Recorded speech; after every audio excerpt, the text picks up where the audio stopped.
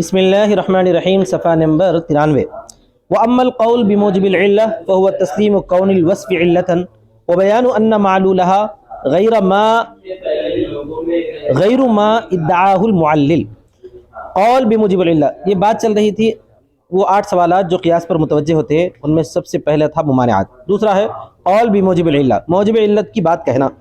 کیا مطلب ہے اس کا؟ تسلیم کون الوصف علۃ، وصف کے علت ہونے کو تسلیم کر لینا، وصف کے تسلیم کر لینا۔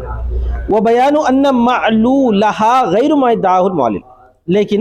اس بات کا بیان کرنا کہ اس کا معلول وہ نہیں ہے جس کا معلل نے دعویٰ کیا ہے۔ علت کو تو ہم مانتے لیکن معلول وہ نہیں مانتے، یعنی علت ماننے کے بعد معلول کو جو مستدل ہے، جس کو قرار دے رہا ہے یا اس کا جو حکم قرار دے رہا ہے، ہم اس حکم کو تسلیم نہیں کرتے ہیں۔ مطلب اور مثال ہو، اس کی مثال ہے المرفق، مرفق مانے کوہنی، حد فی باب الوضوء، یہ مرفق کوہنی وضو کے بیان میں حد ہے، غایت ہے، حد بندی ہے۔ فلا يدخل تحت الغسل، لہذا وہ دھونے کے تحت داخل نہیں ہے،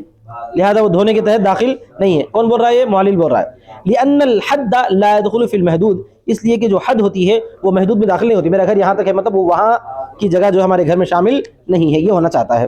کون بولتا ہے؟ یہ معلل، مستدل جو بھی دلیل دینے والا ہے وہ دلیل دے رہا ہے۔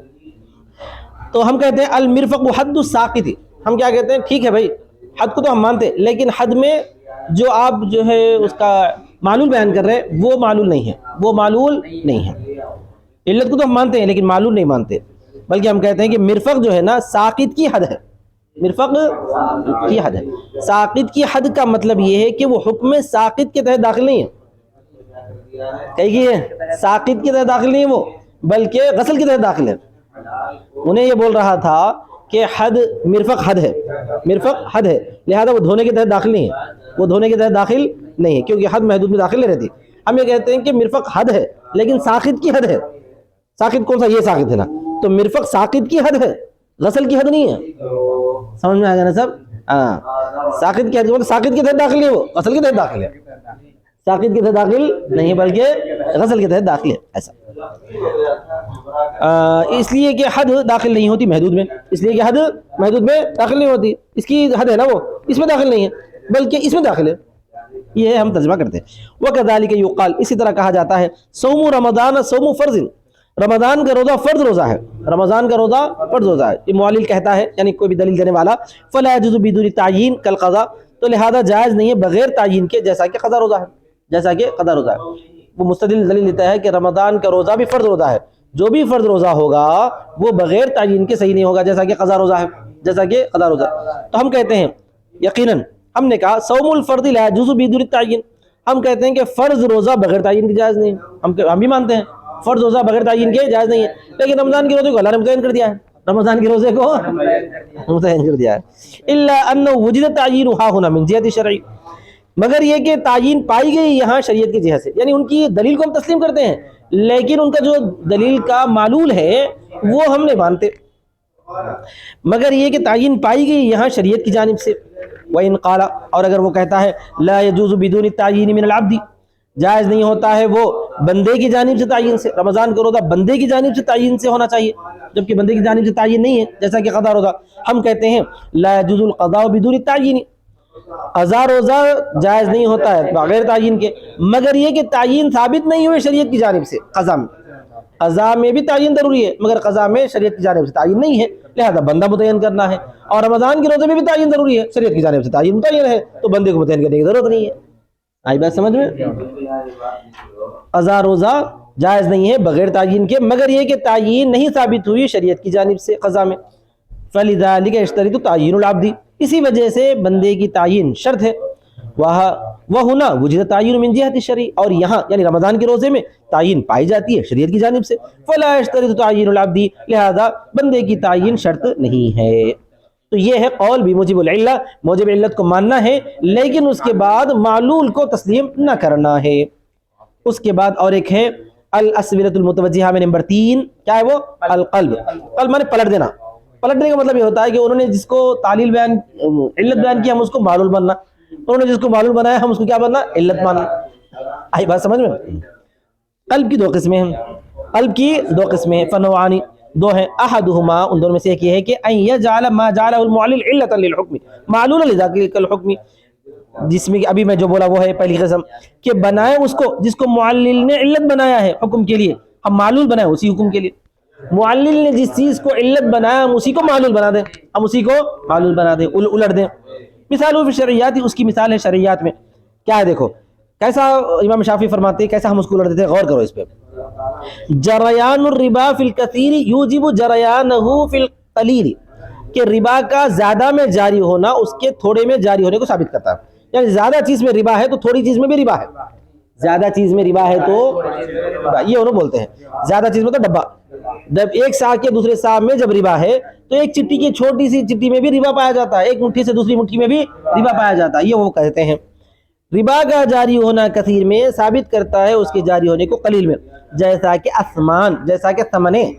تو قیمت، جیسے ایک لاکھ روپے میں آپس میں ربا چلتا ہے تو ایک روپے میں بھی آپس میں ربا چلتا ہے، بولو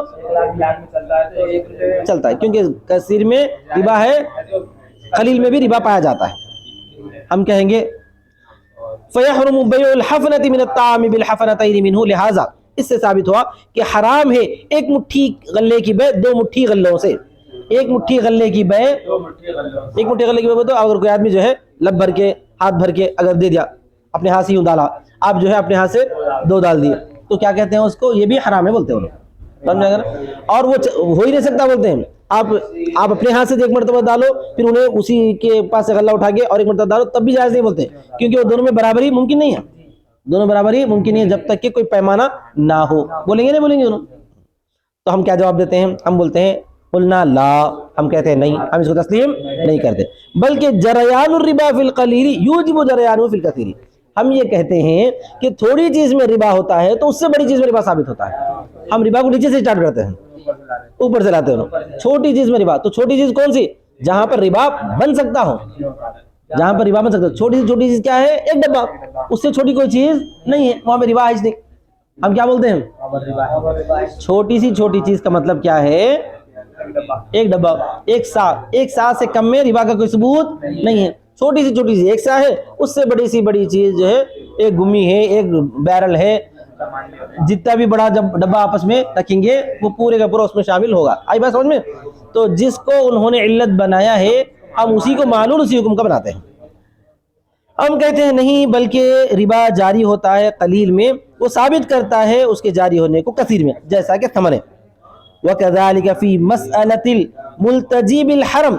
اسی طرح ملتجی بالحرم کے مسئلے میں، ملتجی بالحرم کا مطلب ہوتا ہے جو حرم میں جا کر پناہ حاصل کرے گا، جو حرم میں جا کر حاصل کرے، لا يقتل فیہ عندنا، نہیں قتل کیا جائے گا اس میں اس کو، سمجھ میں آ گیا نا، ملتجی بالحرم کا مطلب یہ ہوتا ہے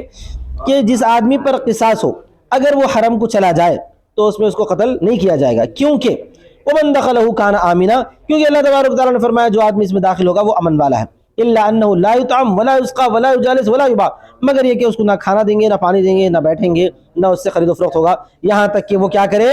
باہر نکل جائے، فَيُقْتَلُ خَارِجَ الْحَرَمِ، تو حرم کے باہر اس کو قتل کر دیا جائے گا، امام شافعی کے پاس اس کو حرم میں قتل کر دیا جائے گا اس قیاس پر،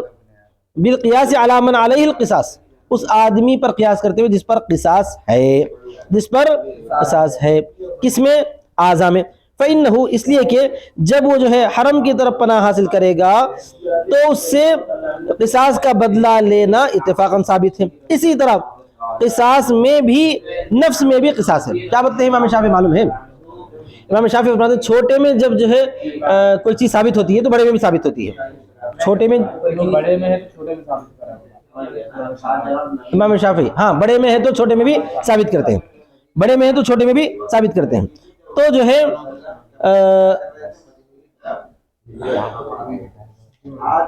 بڑے میں چھوٹے میں ثابت کرتے ہیں، ہاں تو کیا بتاتے ہیں معلوم ہے، جب وہ آدمی پناہ حاصل کرا حرم میں تو اس سے جو ہے بدلہ دیا جائے گا اتفاقاً، اسی طرح اس آدمی پر بھی جس میں قصاص ہے نفس میں، امام شافعی رحمۃ اللہ علیہ کیا کہتے ہیں معلوم ہے، حرمت اتلاف النفس یوجب حرمت اتلاف الطرف، اچھا نفس کے تلف کا حرام ہونا ثابت کرتا ہے اعضاء کے تلف کرنے کے حرام ہونے کو، نفس کے تلف کا حرام کرنا ثابت کرتا ہے اعضاء کے تلف کرنے کے حرام ہونے کو، اس لیے کہ یعنی جب جو ہے نفس کا تلف کرنا حرام ہے، یہ علت ہے اعضاء کے تلف کے حرام کرنے کو، جیسا کہ حرم کا شکار ہے، اس لیے کہ اس کے نفس کا حرام ہونا ثابت کرتا ہے اس کے اعضاء کے حرام ہونے کو، اور اعضاء کا حرام ہونا ثابت نہیں ہے ملتجی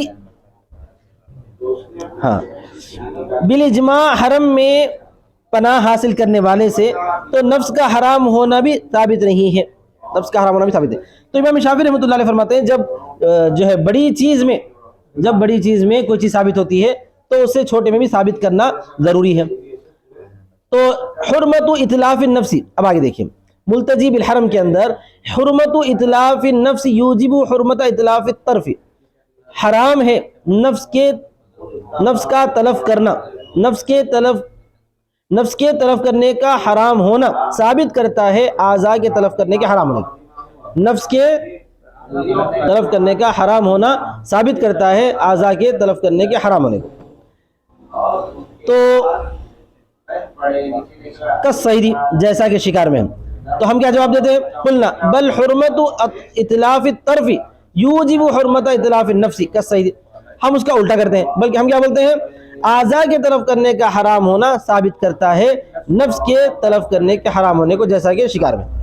وہ لوگ کیا کہتے ہیں ہمارے ملتجی بالحرم کے بارے میں؟ جو آدمی حرم میں آ کر پناہ لے لیا، جب اس کے اعضاء کا، جب اس کے نفس کا تلف کرنا حرام ہے تو اعضاء بھی تلف نہیں کر سکتے، چنانچہ اگر کوئی آدمی آ کے جو ہے حرم میں پناہ لے کر کسی کا قتل کر کے آ کے حرم میں پناہ لیا، تو احناف کے خلاف انہوں یہ کہتے ہیں کہ حرم میں پناہ لینے والے کو جو ہے اگر کوئی آدمی چوری وغیرہ کرتا ہے تو اس کا ہاتھ کاٹا جائے گا، نہیں کاٹا جائے گا، جب اس کا ہاتھ کاٹا جائے گا اس کے قتل بھی کیا جا سکتا ہے، کیونکہ ہاتھ کا کاٹنا چھوٹا ہے، چھوٹے میں جب کوئی چیز ثابت ہو رہی ہے تو بڑے میں بھی ثابت کی جا رہی ہے۔ تو ہم اس کا جواب جو ہے الٹ دیتے ہیں، ہم یہ کہتے ہیں کہ نہیں ویسا نہیں ہے، بلکہ بڑے میں جو چیز ثابت ہوتی ہے اس سے چھوٹے میں ثابت ہوتی ہے۔ بڑے میں کیا ہے بھائی؟ قتل والے کو جو ہے اس کے قصاص میں قتل نہیں کیا جائے گا، لہذا نہیں کاٹے جائیں گے، جیسا کہ صید شکار کا معاملہ ہے، ٹھیک ہے۔ فَإِذَا جُعِلَتْ عِلَّةُ مَعْلُولَةً لِذَلِكَ الْحُكْمِ لَا تَبْقَى عِلَّةً لَهُ لِاسْتِحَالَةٍ أَن يَكُونَ الشَّيْءُ الْوَاحِدُ عِلَّةً لِشَيْءٍ وَمَعْلُولًا لَهُ، جب بنا دیا جائے اس کی علت کو اسی حکم کا معلول تو نہیں باقی رہتی ہے وہ علت اس کے لیے، جب اس علت کو اسی حکم کا معلول بنا دیا جائے تو وہ علت اس کی باقی نہیں رہتی، کیونکہ محال ہونے کی وجہ سے کہ ایک ہی چیز کسی چیز کے لیے علت بھی ہو اور اس کا معلول بھی ہو، اس کو بولتے ہیں قلب کی ایک قسم تو وہ ہوگی۔ دوسری قسم کیا ہے بھائی؟ والنوع الثاني من القلب ان يجعل السائل ما جعله المعلل علة لما ادعاه من الحكم علة لضد ذلك الحكم، اور دوسری چیز قلب کی یہ ہے کہ بنائے سائل اس چیز کو جس کو معلل نے علت بنائی ہے، جب اس نے اس کا دعویٰ کیا حکم سے، لما ادعاه جس کا اس نے دعویٰ کیا ہے، اس کو کیا مانا؟ معلل کیا بنائے؟ علت بنا دے اسی حکم کا، اس حکم کی ضد کے لیے، اس حکم کے لیے نہیں، بس اس حکم کی ضد کے لیے اسی کو علت بنانا، ایک علت بنا کر جو ہے معلل نے ایک حکم ثابت کیا ہے تو ہم کیا کریں گے؟ اسی کو علت بنا کر اس کی ضد کا حکم ثابت کریں گے، علت سیم رہے گی، حکم دونوں کے الگ الگ رہیں گا۔ فَيَصِيرُ حُجَّةً لِلسَّائِلِ بَعْدَ أَنْ كَانَ حُجَّةً لِلْمُعَلِّلِ، تو وہ سائل کی دلیل بن جاتی ہے بعد اس کے کہ وہ معلل کی دلیل تھی۔ اس کی مثال ہے صوم رمضان صوم فرض فَيَشْتَرِطُ التَّعْيِينُ لَهُ، کیا کہتا ہے معلل کہ رمضان کا روزہ فرض روزہ ہے لہذا اس کے لیے تعین شرط ہے، اس کے لیے تعین شرط، جیسا کہ قضا روزہ۔ ہم کہتے ہیں کہ چونکہ رمضان کا روزہ فرض روزہ ہے اس کے لیے تعین شرط نہیں ہے، ہم اسی کو رمضان کا روزہ ہونے کی وجہ سے ہی تعین شرط نہیں ہے بولتے ہیں، بس ایک فرق ہے۔ کل قضا ہے، جیسا کہ قضا، ہم کہتے ہیں کہ جب روزہ فرض ہے تو تعین اس کے لیے شرط نہیں ہے، جب روزہ فرض ہے تعین اس کے لیے شرط نہیں، کیوں؟ بعد ما تعین الیوم لہو، جبکہ دن اس کے لیے متعین ہو چکا ہے، جبکہ دن اس کے لیے، جیسا کہ قضا کا جب دن متعین کر دیے، قضا کا جب دن متعین کر دیے تو متعین ہو گیا، تو پھر تعین الگ کہاں رہتی؟ مثال کے طور پر قضا میں دن متعین کب ہوتا؟ روزہ شروع ہونے کے بعد ہوتا، تو ویسے ہی جو ہے رمضان میں روزہ شروع ہونے کے بعد متعین کرنے کی ضرورت نہیں کیونکہ شریعت نے آلریڈی متعین کر دیا۔ تو اس طرح پر جو ہے قلب کی دو قسمیں نکل گئی، دونوں قسمیں، پہلی قسم جو ہے معلول علت کو دوسرے حکم کی، دوسرے علت کو کیا بنانا؟ معلول بنا دینا ہے، دوسرا یہ ہے کہ اسی علت کو علت بنانا ہے لیکن ضد کے لیے علت بنانا ہے. بس بات ختم ہو گئی ہے. وآخر دعوانا الحمدللہ رب العالمین. اس